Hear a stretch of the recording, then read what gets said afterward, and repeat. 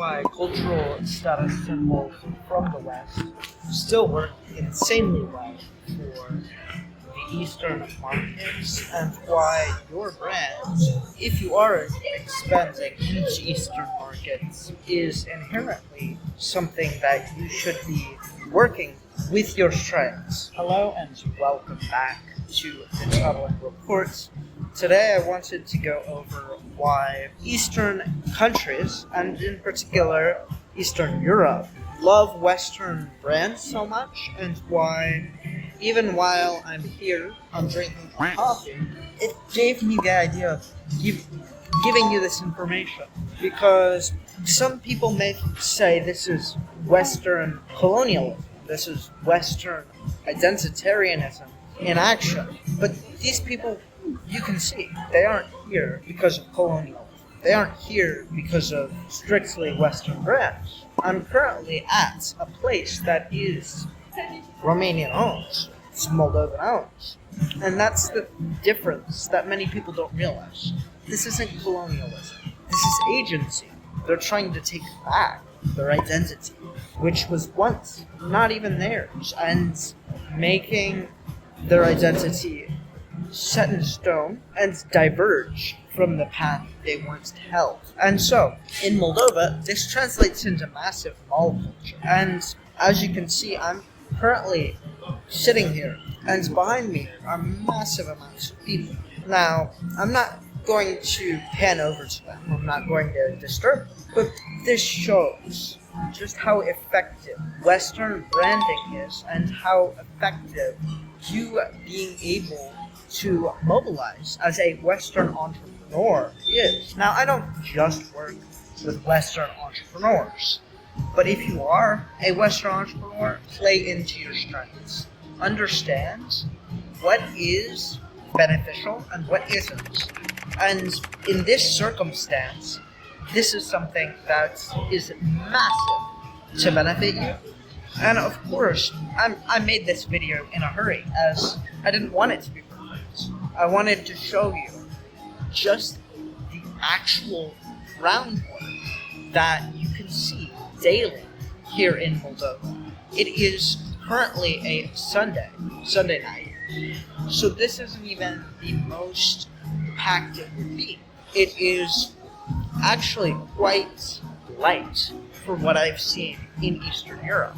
They aren't trying to say that there's some Western country. What they're trying to signal is that they can afford Western goods, and they can make the decision to support Western prices.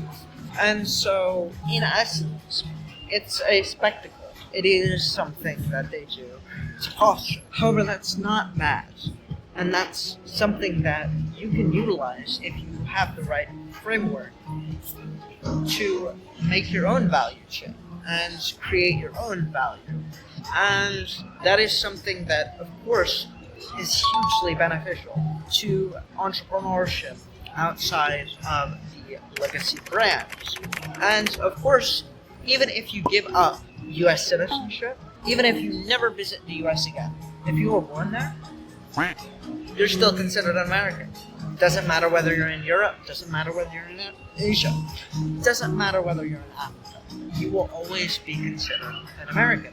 I haven't lived in America for 3 years. People still call me whenever they ask me, oh, where are you from? I say, oh, I've been living in Georgia. No, where are you from? I immediately have to say American. And so this is something that both plays to your benefit and your downfall. And so it's positioning yourself in a way that's neutral enough to be liked by everyone, but understanding that your branding can be utilizing the same structures that the quote-unquote legacy countries are offering. And I will use that term. I know it's utilized more often with Nomad Capitalist, but he got it from somewhere else too. And so I don't feel particularly controversial saying that the United States is a legacy brand country. The definition is inherently the same. And he hasn't trademarked it yet, so Nomad Capitalist, if you're watching this, go ahead and trademark it. I'll take the video down. But that would be petty. Not to say that anything. I'm not gonna say anything. Anyway, but yes, this creates a massive mall culture that's in Moldova has never gone away since the 90s. And actually, while American malls are dying, Moldovan malls are growing. And it's the same in most Eastern European countries. I'll be going down to Georgia and Turkey and Bulgaria and North Macedonia. I'll show you just how similar they are in terms of how they deal with mall culture.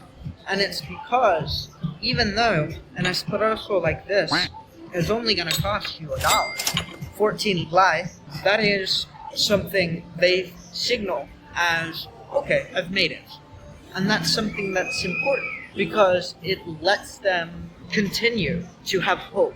And hope is important in a country and for a society, especially one that is the poorest in Europe by GDP terms. Now, actually, I think it's number 2. So it is improving, of course. And I'm very happy that Moldovans are finally getting recognition for their hard work and for how they operate.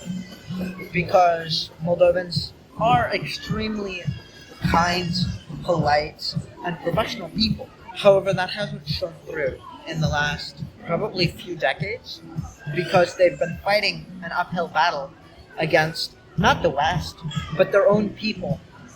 And that's what makes this tale so passionate. The West isn't colonizing anyone anymore. That era is gone. It's instead people trying to take back their agency. And of course, if you want to help them do that and make money off of it, feel free to comment down below or book a one-on-one call on the Calendly link down in the description.